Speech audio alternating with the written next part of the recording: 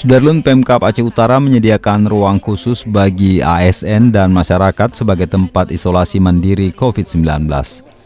Penggunaannya secara resmi dilakukan Bupati Aceh Utara Muhammad Thayyib dengan kapasitas tempat tidur mencapai 72 unit. Meski demikian, ruang isolasi mandiri di RSUD Pratama ini diprioritaskan penggunaannya untuk menampung orang tanpa gejala COVID-19 dari kalangan medis yang terpapar.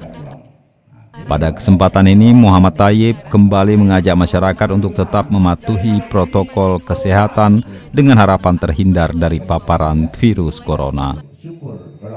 Dari Loksukun, Jafarudin, Serambion TV.